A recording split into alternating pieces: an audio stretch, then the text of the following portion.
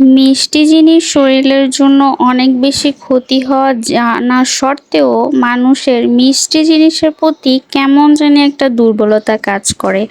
আগে আমার একটুও মিষ্টি জিনিস খেতে ভালো লাগতো না, কিন্তু এখন মিষ্টি জিনিস খেতে কি যে ভালো লাগে যা বলে প্রকাশ করতে পারবো না।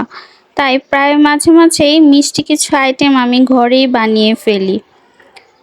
হ্যালো এভরিওয়ান, আসসালামু আলাইকুম। সবাই কেমন আছেন? আশা করছি সবাই খুব ভালো আছেন। আজকে আরেকটি ডেজার্ট আইটেম নিয়ে হাজির হয়ে গেলাম আপনাদের মাঝে।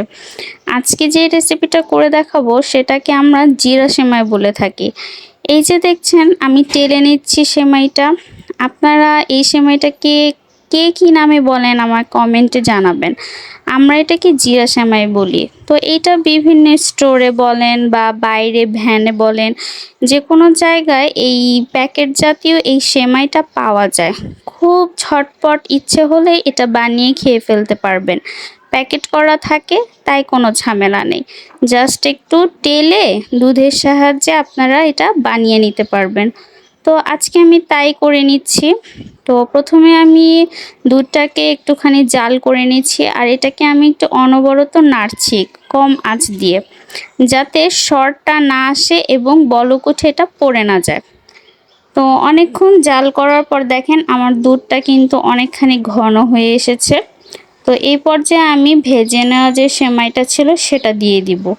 আর এইটা দেওয়ার সাথে সাথেই তাড়াতাড়ি করে এটাকে নাড়তে হবে। 1 মিনিটের জন্য নাড়াটা বন্ধ করা যাবে না। আর যদি নাড়াটা বন্ধ করে দেই তাহলে সেমাইগুলো ডলা পেকে যাবে। আর চেষ্টা করবেন এই সেমাইটা রান্না করলে দুধের পরিমাণটা একটু বেশি নেওয়ার জন্য, আর সেমাইয়ের পরিমাণটা কম নিতে। তো যখন সেমাইটা ফুটে আসবে বলকের সাহায্যে, তখন আপনারা এখানে আপনাদের টেস্ট অনুযায়ী চিনি অ্যাড করবেন।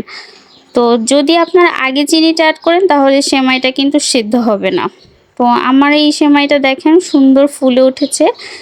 তো ফুলে ওঠার পর আমি এখানে চিনি অ্যাড করেছি আর সামান্য একটু লবণ অ্যাড করেছিলাম। তো দেখেন এটা নাড়তে নাড়তে সুন্দর একটা ঘনত্বে এসে গেছে। তো আমার সেমাইটা অলমোস্ট রেডি, এটা বলক তুলে এসেছে। তো খুব ঝটপটে সেমাইটা রেডি করে ফেললাম। সন্ধ্যায় বিকেলের নাস্তা আপনারা এটা তাড়াতাড়ি করতে পারবেন। বাচ্চাদের যদি করে দেন তাদেরও খুব ভালো লাগবে। তো আমার কাছে তো খুব ভালো লাগে, প্রায়ই আমি এই সেমাইটা করে খাই, আর আমার হাজব্যান্ডেরও খুব পছন্দ। ঝটপট রেডি হয়ে যায় দেখে প্রায়ই আমি ওকে বানিয়ে এটা খাওয়াই, আর আমার কাছেও ভীষণ ভালো লাগে, যার কারণে আমি প্রায় সময় এই সেমাইটা বানিয়ে খেয়ে ফেলি।